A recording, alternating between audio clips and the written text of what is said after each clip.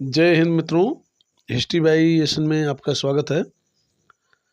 आज हम भारतीय संविधान के 200 महत्वपूर्ण प्रश्नों में से 50 प्रश्नों को लेकर उपस्थित हैं मित्रों, जो कि उत्कर्ष क्लासेज द्वारा बनाए गए थे।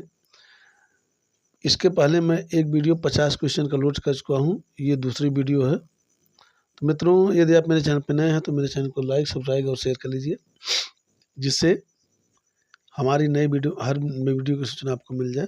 तो आइए देखते हैं, स्टार्ट करते हैं। पहला सवाल है, भारतीय संविधान से संबंधित पहला सवाल है, राज्य में एक नया राज्य भारत में एक नया राज्य सृजित करने वाले विधेयक को पारित होना अनिवार्य है, कहाँ से? तो इसमें भी सही है, संसद में साधारण बहुमत द्वारा। तो इसकी हम व्याख्या देख लेते हैं। व्याख्या में क्या क्या दिया है। संविधान के भाग 1 के अनुच्छेद 3 के अनुसार संसद विधि द्वारा नए राज्यों का गठन कर सकेगी। नया राज्य सृजित करने वाले विधेयक को साधारण बहुमत से पारित किया जाता है। भारतीय संविधान के भाग 1 में अनुच्छेद 1 से लेकर अनुच्छेद 4 तक भारतीय संघ तथा उसके राज्य क्षेत्रों के बारे में उपबंध किया गया है। अगला सवाल देखते हैं। एक विद्यमान राज्य की सीमा को परिवर्तित कर एक नवीन राज्य को बनाने की दृष्टि से 3 उपकरणों की आवश्यकता होती है, वे हैं कौन कौन से, ये पूछा गया है। तो इसमें डी सही है, राष्ट्रपति, संसद और संबंधित राज्य का विधानमंडल, इन तीनों की जरूरत होती है। तो इसकी हम व्याख्या देख लेते हैं। व्याख्या से भी उस प्रश्न का डिटेल मिल जाता है और उससे कई क्वेश्चन और बन सकते हैं। एक विद्यमान राज्य की सीमाओं में परिवर्तन राष्ट्रपति, संसद और संबंधित राज्य का विधानमंडल कर सकते हैं। अनुच्छेद 3 के उपबंधों के अनुसार संसद विधि द्वारा नंबर 1 किसी राज्य में उसका राज्य क्षेत्र अलग करके अथवा 2 या 2 से अधिक राज्यों को या राज्यों के भागों को मिलाकर एक नए राज्य का निर्माण कर सकेगी। नंबर 2 है किसी राज्य का क्षेत्र बढ़ा सकेगी। नंबर 3 है किसी राज्य का क्षेत्र घटा सकेगी। नंबर 4 है किसी राज्य की सीमाओं में परिवर्तन कर सकेगी। नंबर 5 है किसी राज्य के नाम में परिवर्तन कर सकेगी। ये है। तो अगला क्वेश्चन हम देखते हैं। ये असुमेलित है, जो कि सुमेलित नहीं है उसकी वो पूछ रहा है। तो इसमें ये सही है, गुजरात 1956, गुजरात 1960 में बना है। बाकी हिमाचल प्रदेश 1971 सही है, छत्तीसगढ़ 2000 सही है और हरियाणा 1966 सही है। तो इसकी हम व्याख्या देखते हैं। राज्य पुनर्गठन आयोग की सिफारिश के आधार पर 1 नवंबर 1956 को 14 राज्य और 6 केंद्र शासित प्रदेशों का गठन किया गया। 15वें राज्य के रूप में नागालैंड 1960, गुजरात 1960, नागालैंड 1963, हरियाणा 1966, हिमाचल प्रदेश 1971, मणिपुर 1972, त्रिपुरा 1972, मेघालय 1972, यानी 1972 में 3 राज्य का गठन हुआ है। सिक्किम 1975, मिजोरम 1987 और आगे हैं अरुणाचल प्रदेश 1987, गोवा 1987, यानी 87 में भी 3 राज्य का गठन हुआ है। छत्तीसगढ़, उत्तराखंड, झारखंड ये 2000 में, तेलंगाना 2014 में इसका निर्माण हुआ है। तो ये है। तो अगला देखते हैं। संविधान के अनुसार किसी नए राज्य का निर्माण करना, उसमें परिवर्तन करना, नाम बदलना या सीमा में परिवर्तन करना आदि शक्ति हैं किसके पास, ये पूछा गया है। तो इसमें सी सही है, संसद के पास वो शक्तियाँ हैं। तो इसकी हम व्याख्या देखते हैं। संविधान संसद को यह अधिकार देता है कि वह नए राज्य बनाने, उसमें परिवर्तन करने, नाम बदलने या सीमा में परिवर्तन करने के संबंध में बिना राज्यों की अनुमति से कदम उठा सकती है। अगला सवाल देखते हैं। भाषाई आधार पर सर्वप्रथम आंध्र प्रदेश का गठन किस वर्ष किया गया? तो इसमें देखते हैं, इसमें भी सही है, 1 अक्टूबर 1953 को किया गया, मोस्ट है। तो इसकी हम व्याख्या देख लेते हैं। भाषाई आधार पर राज्यों के गठन के आंदोलन के दौरान एक प्रसिद्ध गांधीवादी नेता पोट्टी श्रीरामुलु ने आंध्र प्रदेश राज्य के निर्माण के लिए अनशन किया एवं उनकी मृत्यु हो गई। परिणाम स्वरूप व्यापक हिंसा हुई और संघ सरकार ने पहली बार भाषाई आधार पर एक नए राज्य का निर्माण कर दिया। 1 अक्टूबर 1953 को भाषाई आधार पर सर्वप्रथम आंध्र प्रदेश का गठन किया गया। तो अगला सवाल देखते हैं।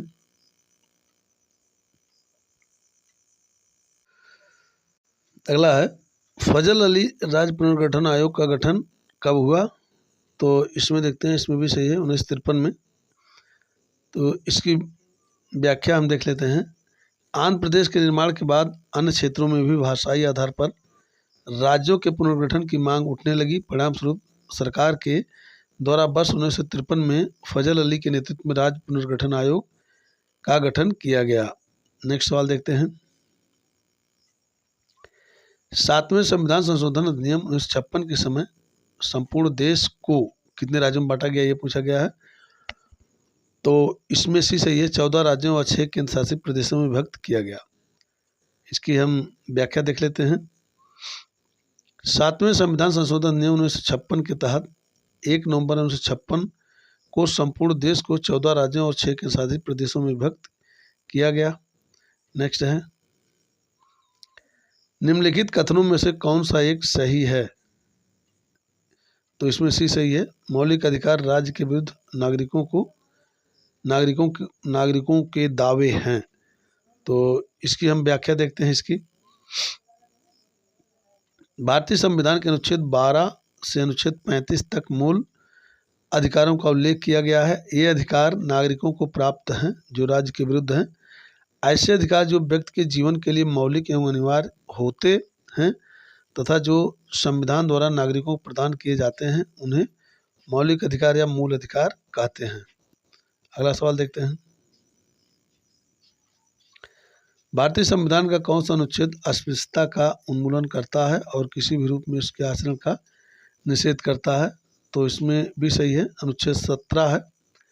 अनुच्छेद 17 के तहत अस्पृश्यता का उन्मूलन किया गया है। तो इसकी हम व्याख्या देखते हैं। भारतीय संविधान का अनुच्छेद 17 अस्पृश्यता का उन्मूलन करता है और किसी भी रूप में इसके आचरण का निषेध करता है। अनुच्छेद 16 लोक नियोजन के विषय में अवसर की समता। अनुच्छेद 18 उपाधियों का अंत। अनुच्छेद 15 धर्म, मूल वंश, जात, लिंग या जन्मस्थान के आधार पर विभेद का प्रतिषेध किया गया है। तो अगला सवाल देखते हैं। भारतीय संविधान के अंतर्गत निम्नलिखित में से किसे मूल अधिकारों का संरक्षक समझा जाता है? तो इसमें सी सही है, न्यायपालिका को जो है मूल अधिकारों का संरक्षक समझा जाता है। तो इसकी व्याख्या हम देख लेते हैं। अनुच्छेद 32 के तहत यदि नागरिकों के मूल अधिकारों को हनन होता है तो न्यायालय द्वारा 5 प्रकार की रिट जारी की जाती है। इस प्रकार मूल अधिकारों का संरक्षक न्यायपालिका है। अगला सवाल देखते हैं।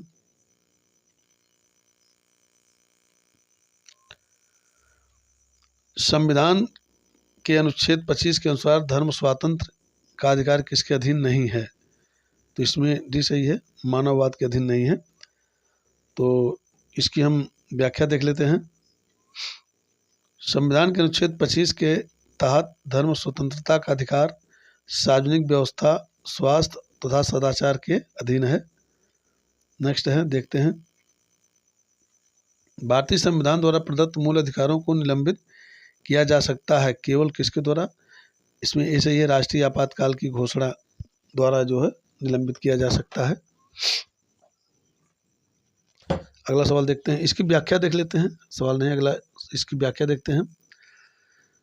मौलिक अधिकार नागरिकों के लिए मूलभूत अधिकार है। भारतीय संविधान में इस बात की व्यवस्था है कि सामान्य परिस्थितियों में नागरिकों के प्रदत्त मूल अधिकारों को छीना नहीं जा सकता। यह संविधान के मूलभूत ढांचे का एक अंग है। मूल अधिकार के छीने जाने पर कोई भी नागरिक अनुच्छेद 226 के तहत उच्च न्यायालय तथा अनुच्छेद 32 के तहत सर्वोच्च न्यायालय से उपचार पा सकता है। और आगे, कुछ मूल अधिकारों को आपातकालीन परिस्थितियों में निलंबित किया जा सकता है, परंतु अनुच्छेद 20 अपराधों के दोष सिद्ध के विषय में संरक्षण तथा अनुच्छेद 21 प्राण एवं दैहिक स्वतंत्रता का अधिकार में निहित मूल अधिकारों को आपातकाल में भी निलंबित नहीं किया जा सकता। ये 44वां संविधान संशोधन अधिनियम 1978 के द्वारा जो है ये लाया गया था। नेक्स्ट देखते हैं। निम्नलिखित में से कौन सा एक मूल अधिकार केवल भारतीयों को दिया गया? तो इसमें देखते हैं, इसमें भी सही वाक स्वातंत्र एवं अभिव्यक्त स्वातंत्र, ये जो सिर्फ केवल और केवल भारतीय नागरिकों को दिया गया है और विदेशियों को नहीं दिया गया है। तो इसकी हम व्याख्या देख लेते हैं। वाक एवं अभिव्यक्त स्वातंत्र संबंधी मूल अधिकार संविधान के अनुच्छेद 19 द्वारा प्रत्याभूत अधिकार है। अनुच्छेद 19 का यह मूल अधिकार केवल भारतीय नागरिकों को प्राप्त है, भारत में रहने वाले विदेशियों को नहीं। अगला सवाल, भारतीय संविधान मान्यता देता है किस चीज़ के लिए? इसमें से सही है धार्मिक व भाषाई अल्पसंख्यकों को। तो इसकी हम व्याख्या देख लेते हैं। भारतीय संविधान केवल धार्मिक व भाषाई अल्पसंख्यकों को ही मान्यता देता है। भारतीय संविधान द्वारा नागरिकों को अपनी भाषा, लिपि या संस्कृति की सुरक्षा के लिए कतिपय अधिकार प्रदान किए गए हैं। इन अधिकारों का उल्लेख अनुच्छेद 29 एवं 30 में किया गया है। अगला देखते हैं, निवारक निरोध कानून के अंतर्गत एक व्यक्ति को बिना मुकदमा चलाए बंदी बनाकर कितने माह तक रखा जा सकता है? तो इसमें सी सही है 3 महीने तक, यानी 90 दिन का उसका समय होता है। बी सही है, इसमें 90 दिन का ड्यूरेशन है। 90 दिन के अंदर में जो है यानी बिना मुकदमा चलाए 90 दिन तक रखा जा सकता है। तो इसकी हम व्याख्या देख लेते हैं। अनुच्छेद 22 के खंड 4 में यह प्रावधान किया गया है कि लोकहित और शांति व्यवस्था कायम रखने के आधार पर 3 मास से अधिक बिना सलाहकार बोर्ड की सहमति से किसी व्यक्ति को निरुद्ध नहीं किया जा सकता। 3 मास से अधिक समय तक निरुद्ध करने के लिए उपबंध करने वाली विधि बनाने की अंतिम शर्त संसद में होगी। अगला देखते हैं, इसमें सही उत्तर दीजिए। अनुच्छेद 15 एक निषेध करता है कि राज्य किसी नागरिक के साथ केवल निम्न आधार पर भेदभाव नहीं करेगा। किस आधार पर यह पूछा गया? तो इसमें डी मूलवंश, धर्म, मूलवंश, जात, लिंग, जन्म स्थान या इनमें से कोई भी। तो इसकी हम व्याख्या देख लेते हैं। अनुच्छेद 15(1) के अनुसार राज्य किसी नागरिक के साथ धर्म, मूलवंश, जात, लिंग, जन्मस्थान या इनमें से किसी के आधार पर विभेद नहीं करेगा। अनुच्छेद 15(2) में उल्लेख किया गया है कि राज्य किसी भी नागरिक के साथ धर्म, नस्ल, मूलवंश, जात, लिंग तथा जन्मस्थान के आधार पर दुकानों, भोजनालयों, मनोरंजन के स्थलों, सार्वजनिक मैदानों, तालाबों, कुओं, स्नानागारों पर कोई भेदभाव नहीं कर सकता है। अनुच्छेद 15(3) में उल्लेख किया गया है कि राज्य महिलाओं एवं बच्चों के लिए विशेष प्रावधान करेगा। अगला सवाल देखते हैं, निम्नलिखित में से कौन सा युग्म असुमेलित है? असुमेलित है मतलब गलत है। तो इसमें डी सही है, मानव दुर्व्यापार एवं बलात्सर्म अनुच्छेद 24, जो कि ये 23 के अंतर्गत है। तो इसकी हम व्याख्या देख लेते हैं। मानव दुर्व्यापार एवं बलात्सर्म का निषेध अनुच्छेद 23 के तहत किया गया है। अनुच्छेद 24 में कारखानों आदि में बालकों के नियोजन का प्रतिषेध किया गया है। अनुच्छेद 20 के तहत अपराध के लिए दोष सिद्ध के संबंध में संरक्षण प्रदान किया गया है। अनुच्छेद 21 के तहत प्राण एवं दैहिक स्वतंत्रता प्रदान की गई है। अनुच्छेद 22 के अंतर्गत निरोध एवं गिरफ्तारी से संरक्षण प्रदान करने का प्रावधान किया गया है। अगला देखते हैं, भारत के संविधान का कौन सा भाग कल्याणकारी राज्य के आदर्श की घोषणा करता है? तो इसमें ये सही है, राज्य की नीति के निर्देशक तत्व। तो इसकी हम व्याख्या देख लेते हैं।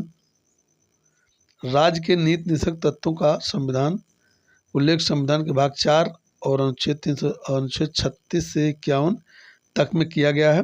इसकी स्थापना का मुख्य उद्देश्य भारत में कल्याणकारी राज्य की स्थापना करना था। संविधान की प्रस्तावना द्वारा भारत के नागरिकों को समानता, स्वतंत्रता एवं न्याय सुलभ कराने का जो संकल्प व्यक्त किया गया है वह इन आदर्शों को क्रियान्वित किए जाने पर पूर्ण हो सकता है।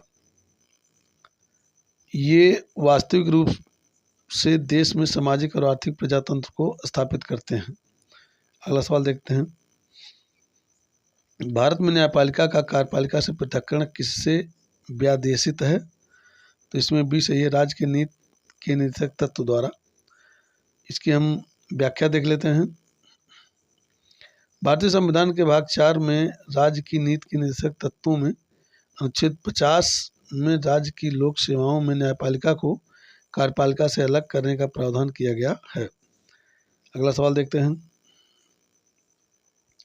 संविधान के 42वें संशोधन द्वारा निम्नलिखित में से कौन सा सिद्धांत राज्य की नीति के निश्चित तत्वों में जोड़ा गया था? तो इसमें देखते हैं, इसमें भी सही है, उद्योग के प्रबंधन में कामगारों की सहभागिता, ये जोड़ा गया था। तो इसके हम व्याख्या देख लेते हैं। 42वें संशोधन अधिनियम 1976 के द्वारा जोड़े गए प्रावधान। नंबर 1, अनुच्छेद 39 का जोड़ा गया, जिसमें समान न्याय और निःशुल्क विधिक सहायता का उपबंध किया गया। नंबर 2, अनुच्छेद 39(4) जोड़ा गया, जिसमें बालकों की शोषण से रक्षा तथा स्वस्थ विकास के अवसर को सुरक्षित रखने संबंधी प्रावधान जोड़ा गया। अनुच्छेद 43 का जोड़ा गया, जिसके द्वारा उद्योगों के प्रबंध में कर्मकारों का भाग लेना सुनिश्चित किया गया। अनुच्छेद 48 का जोड़ा गया, जिसमें पर्यावरण का संरक्षण तथा संवर्धन और वन तथा वन्य जीवों की रक्षा का कर्तव्य शामिल किया गया। तो अगला सवाल देखते हैं। तो इसमें जो है मिलान करने के लिए है, इसमें अनुच्छेद 40 ग्राम पंचायतों का गठन, अनुच्छेद 41 काम करने का अधिकार, 44 समान नागरिक संहिता, 48 कृषि एवं पशुपालन का संगठन, इसमें ये सही है। अगला सवाल देखते हैं, इसकी व्याख्या है, व्याख्या हम देख लेते हैं सवाल में।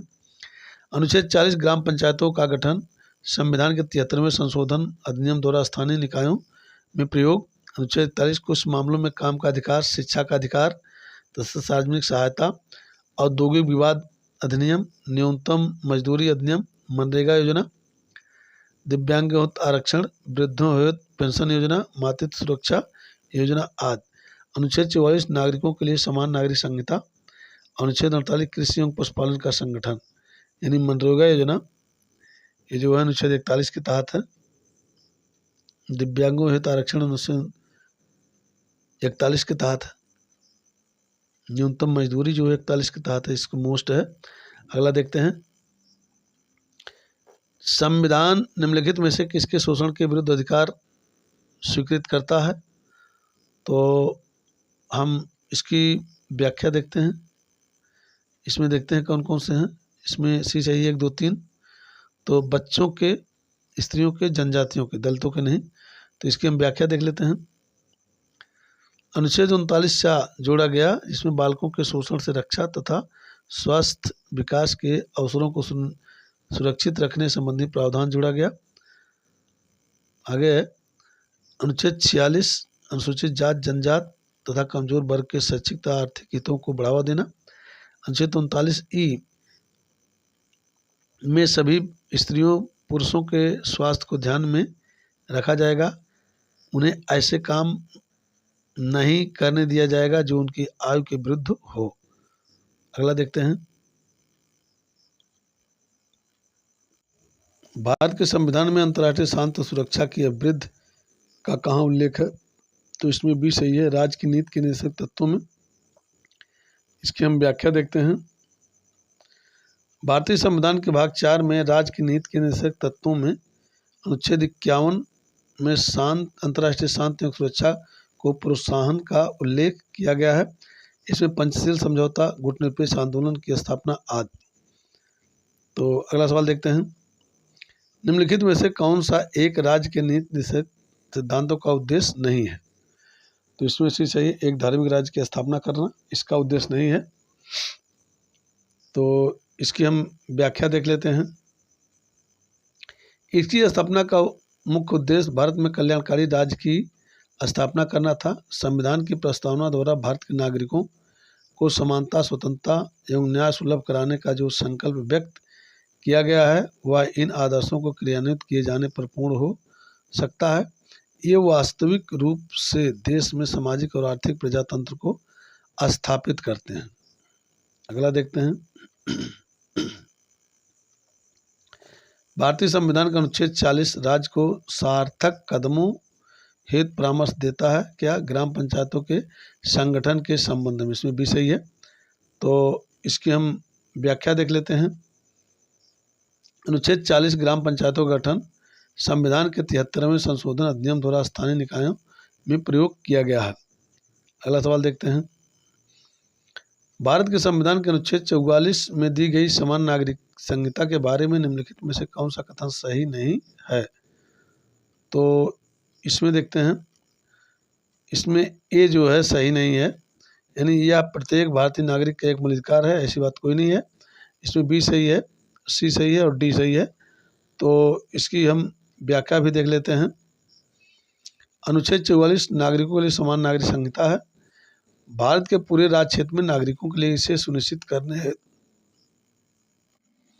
राज्य प्रयास करेगा। या किसी न्यायालय द्वारा प्रवर्तनीय नहीं है, या न्यायालय द्वारा प्रवर्तनीय नहीं है, तब भी संविधान की यह अपेक्षा है कि सिद्धांत के तौर पर यह हमारे देश के शासन में मूलभूत हो। नेक्स्ट देखते हैं,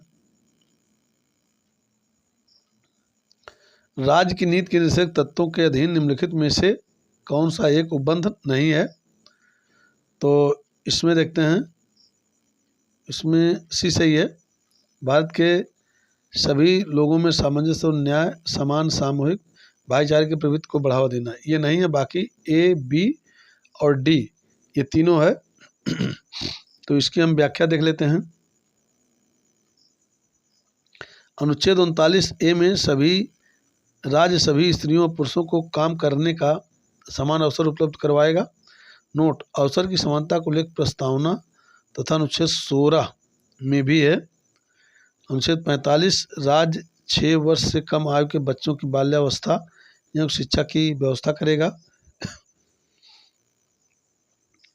मूल संविधान में अनुच्छेद 45 के अंतर्गत यह प्रावधान में उल्लेखित नहीं था। मूल संविधान के अनुच्छेद 45 में यह उल्लेखित था कि राज्य 6 से 14 वर्ष तक के सभी बच्चों को निःशुल्क एवं अनिवार्य प्राथमिक शिक्षा उपलब्ध कराएगा। नोट, 86वें संविधान संशोधन द्वारा वर्ष 2002 में उपर्युक्त प्रावधान हटाकर के वर्तमान प्रावधान किया गया।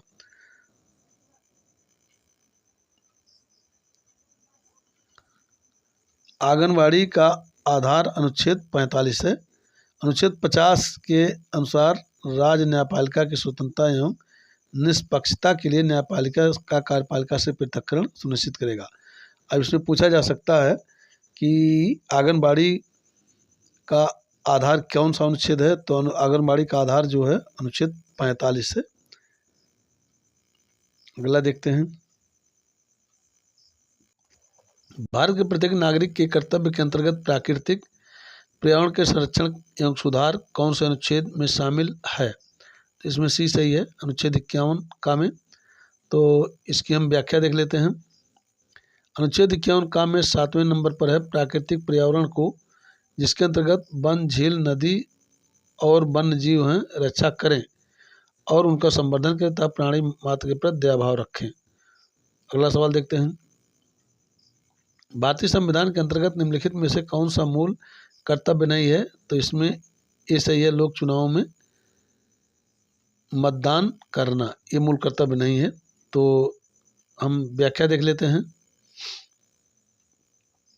अनुच्छेद 51 का में संविधान का पालन करें, उनके आदर्शों, संस्थाओं, ध्वज, राष्ट्रध्वज और राष्ट्रगान का आदर करें, वैज्ञानिक दृष्टिकोण, मानववाद और ज्ञानार्जन तथा सुधार की भावना का विकास करें, सार्वजनिक संपत्ति को सुरक्षित रखें और हिंसा से दूर रहें। अगला सवाल देखते हैं, भारत की प्रभुता, एकता और अखंडता की रक्षा करे और उसे अक्षुण्ण रखे, यह उपबंध किसमें किया गया है? तो इसमें डी सही है, मूल कर्तव्य में किया गया है, फंडामेंटल ड्यूटी जिसे कहते हैं। तो इसकी हम व्याख्या देख लेते हैं। अनुच्छेद 51 का में तीसरे नंबर पर है, भारत की प्रभुता, एकता और अखंडता की रक्षा करें और उसे अक्षुण्ण रखें। नेक्स्ट सवाल देखते हैं, भारत के नागरिकों के मूल कर्तव्यों का विवरण संविधान के किस भाग में दिया गया है? तो यहाँ पे भी सही है, 4 क में दिया गया है। तो हम इसकी व्याख्या देख लेते हैं।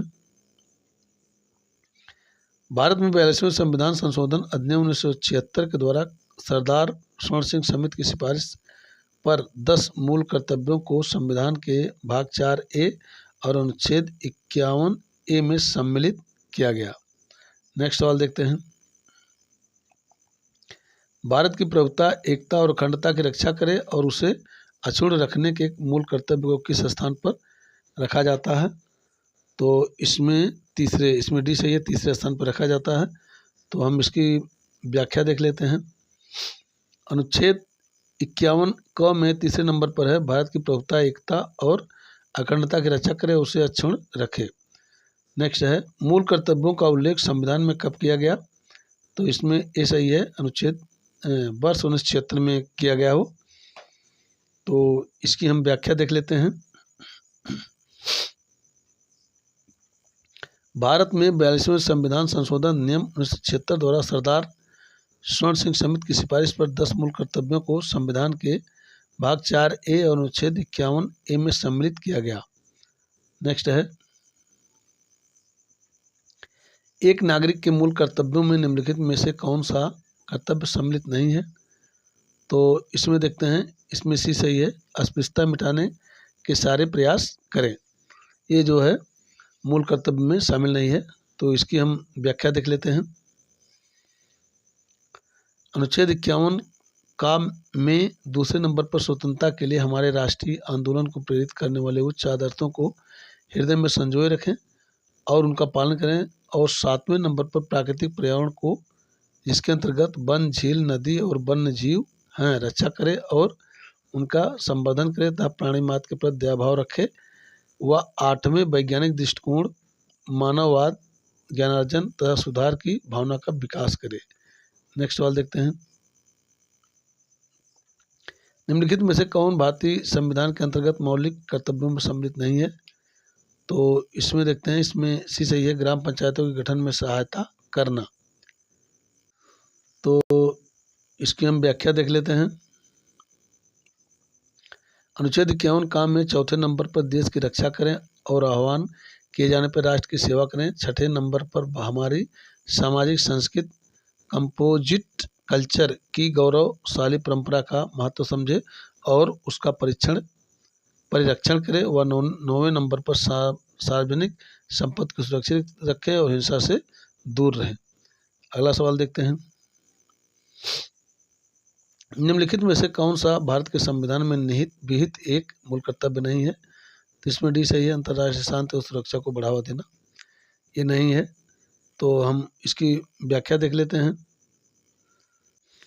अनुच्छेद 51 क में छठे नंबर पर हमारी सामाजिक सांस्कृतिक कंपोजिट कल्चर की गौरवशाली परंपरा का महत्व समझे और उनका परिरक्षण करे। वह 7वें नंबर प्राकृतिक पर्यावरण को समझे, जिसके अंतर्गत वन, झील, नदी और वन्य जीव हैं, रक्षा करे तो उनका संवर्धन करे, प्राणी मात्र के प्रति दया भाव रखे और 9वें नंबर पर सार्वजनिक संपत्ति को सुरक्षित रखे तो हिंसा से दूर रखे। अगला सवाल देखते हैं, निम्नलिखित में से किस सम्मति की संस्कृति पर भारतीय संविधान में मूल कर्तव्य शामिल किए गए? तो इसमें देखते हैं, इसमें सी सही है, सरदार स्वर्ण सिंह समिति की सिफारिश पर। तो इसकी हम व्याख्या देख लेते हैं। भारतीय संविधान में सरदार स्वर्ण सिंह समिति की सिफारिश के आधार पर 42वें संविधान संशोधन अधिनियम 1976 के द्वारा भाग 4 के पश्चात एक नया भाग 4A अंतः स्थापित किया गया। अगला सवाल देखते हैं, भारतीय संविधान का कौन सा अनुच्छेद राष्ट्रपति को उच्चतम न्यायालय से परामर्श करने की शक्ति प्रदान करता है? तो इसमें से सही है, अनुच्छेद 143 जो है करता है।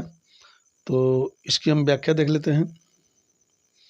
अनुच्छेद 143 के अंतर्गत राष्ट्रपति को 2 श्रेणियों के मामले में उच्चतम न्यायालय से परामर्श लेने की शक्ति प्रदान की गई है। यदि राष्ट्रपति को यह प्रतीत होता है कि विधि तथा तथ्यों का कोई ऐसा प्रश्न उत्पन्न हुआ या होने की संभावना है। नंबर 2, ऐसी प्रकृति का और ऐसे सार्वजनिक महत्व का विषय हो कि उस पर उच्चतम न्यायालय की राय लेना आवश्यक हो, तो वह उस प्रश्न को विचारार्थ भेज सकता है। अगला सवाल देखते हैं, संविधान के निम्नलिखित अनुच्छेदों में से किस एक के अंतर्गत संघ की कार्यपालिका शक्तियां राष्ट्रपति में निहित हैं? तो इसमें से सही है, अनुच्छेद 53 के तहत। तो हम इसकी व्याख्या देख लेते हैं।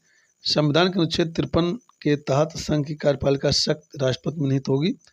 संविधान के भाग 5 के अनुच्छेद 52 से अनुच्छेद 78 तक में संघ की कार्यपालिका का वर्णन है। संघ की कार्यपालिका में राष्ट्रपति, उपराष्ट्रपति, प्रधानमंत्री, मंत्रिमंडल, महान्यायवादी शामिल होते हैं। भारतीय संविधान के अनुच्छेद 52 में कहा गया कि भारत का एक राष्ट्रपति होगा।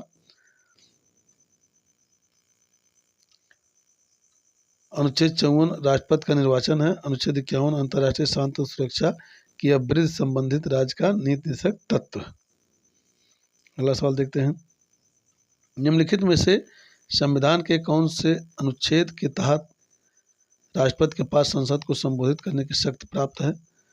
तो इसमें अनुच्छेद 20 सही है, इसमें 20 सही है, अनुच्छेद 86 के तहत है।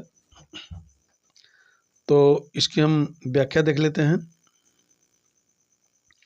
भारतीय संविधान के अनुच्छेद 86 के अनुसार राष्ट्रपति के पास संसद को संबोधित करने की शक्ति प्राप्त है तथा उन्हें संसद को संदेश भेजने का अधिकार भी प्राप्त है।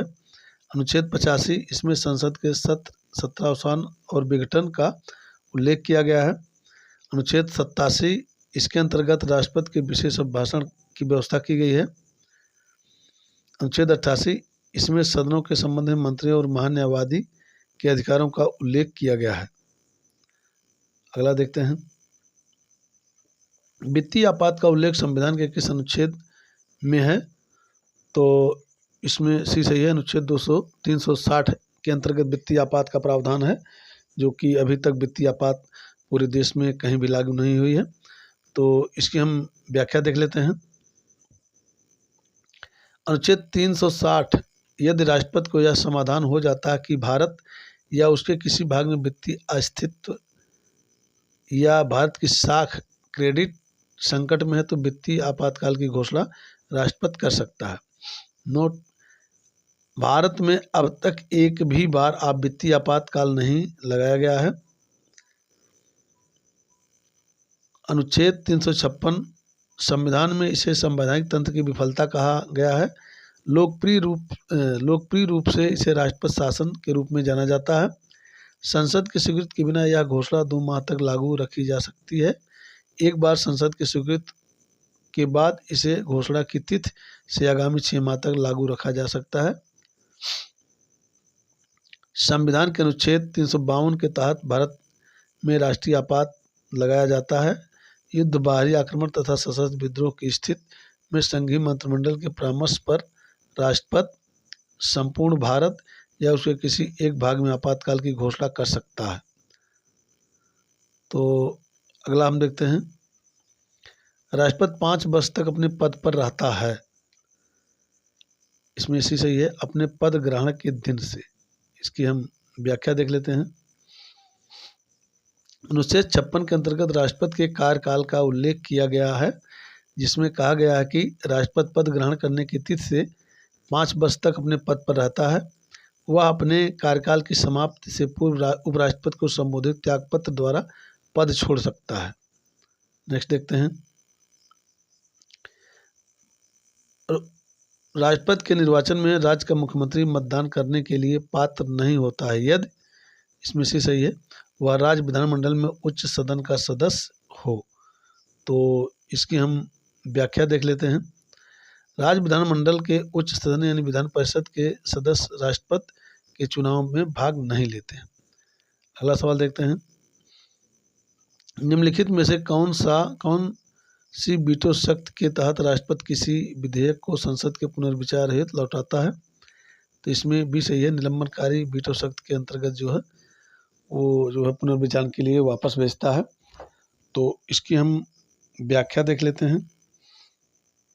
आत्यंतिक निषेधाधिकार व्यवस्थापिका द्वारा पारित विधेयक को राष्ट्रपति द्वारा स्वीकृति देने से इनकार करने हेतु इस वीटो का प्रयोग किया जाता है। निलंबित निषेधाधिकार इस वीटो के तहत व्यवस्थापिका द्वारा पारित विधेयक को राष्ट्रपति पुनः विचार हेतु लौटा सकता है। नंबर 3, जेबी निषेधाधिकार इस वीटो के तहत व्यवस्थापिका द्वारा पारित विधेयक को राष्ट्रपति न स्वीकृत दे, न अस्वीकृत और न ही पुनर्विचार हेतु लौटाए। अगला आगे है, वर्ष 1986 में ज्ञानी जैल सिंह द्वारा डाक विधेयक के संदर्भ में इस वीटो का प्रयोग किया गया था, यानी जेबी निषेधाधिकार वीटो का प्रयोग किया था। अगला सवाल देखते हैं, भारत के राष्ट्रपति को महाभियोग द्वारा हटाने की प्रक्रिया निम्नलिखित में से किस अनुच्छेद में वर्णित है? तो इसमें बी सही है, अनुच्छेद 61 के तहत है। तो इसकी हम व्याख्या देख लेते हैं। अनुच्छेद 61 द्वारा अनुच्छेद 61 इस अनुच्छेद के अंतर्गत राष्ट्रपति पर महाभियोग की प्रक्रिया का उल्लेख किया गया है, जिसके अंतर्गत संविधान के उल्लंघन के आधार पर राष्ट्रपति पर महाभियोग चलाकर उसे पद से हटाया जा सकता है। महाभियोग केवल संसद के दोनों सदनों में से किसी एक सदन में लाया जा सकता है। महाभियोग हेतु अभियोग चलाने वाले सदस्यों की संख्या चलाने वाले सदन की समस्त संख्या के उल्टा 4 सदस्यों के हस्ताक्षर होने आवश्यक है। अगला सवाल देखते हैं। निम्नलिखित में से कौन सा भारत के राष्ट्रपति के निर्वाचक गण का तो भाग है किंतु महाभियोग अधिकरण का भाग नहीं है? तो इसमें भी सी सही है। राज्यों की विधान परिषदें जो है ये निर्वाचन का भाग हैं लेकिन अभियोग का भाग नहीं है। तो हम इसकी व्याख्या देख लेते हैं। संविधान के उल्लंघन के आधार पर राष्ट्रपति पर महाभियोग चलाकर उसे पद से हटाया जा सकता है। महाभियोग केवल संसद के दोनों सदनों में से किसी एक सदन में लाया जा सकता है। आगे देखते हैं। निम्नलिखित में से संविधान के कौन से अनुच्छेद के तहत राष्ट्रपति को समाधान की शक्तियां प्राप्त हैं? तो इसमें से सही है, अनुच्छेद 72 के तहत। तो इसकी हम व्याख्या देख लेते हैं। भारतीय संविधान के अनुच्छेद 72 के तहत राष्ट्रपति को समाधान की शक्तियां प्राप्त हैं। अनुच्छेद 70 इसमें अन्य आकस्मिकताओं में राष्ट्रपति के कार्यों के निर्वहन के संबंध में प्रावधान है। अनुच्छेद 71 इसमें राष्ट्रपति या उपराष्ट्रपति के निर्वाचन से संबंधित या सशक्त विषयों के संबंध में प्रावधान है। अनुच्छेद 73 इसमें संघ की कार्यपालिका शक्ति के विस्तार का उल्लेख किया गया है। अगला देखते हैं। निम्नलिखित में से कौन से अनुच्छेद के तहत उपराष्ट्रपति की शपथ का उल्लेख किया गया है? तो इसमें अनुच्छेद 69 के तहत जो है उपराष्ट्रपति की शपथ का उल्लेख किया गया है। तो इसकी हम व्याख्या देख लेते हैं। संविधान के अनुच्छेद 69 में उपराष्ट्रपति द्वारा ली जाने वाली शपथ का उल्लेख किया गया है। नेक्स्ट है, निम्नलिखित में से कौन राष्ट्रपति के निर्वाचन में भाग लेते हैं परंतु उपराष्ट्रपति के चुनाव में भाग नहीं लेते? तो इसमें देखते हैं, इसमें से राज्य विधान सभाओं के निर्वाचित सदस्य ये राष्ट्रपति के निर्वाचन में भाग लेते हैं लेकिन उपराष्ट्रपति के निर्वाचन में नहीं। तो इसकी हम व्याख्या देख लेते हैं।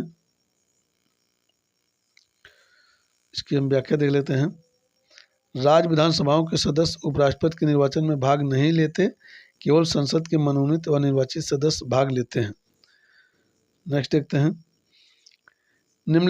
भारत के निम्नलिखित में से किस मुख्य न्यायाधीश ने उपराष्ट्रपति के रूप में कार्य किया?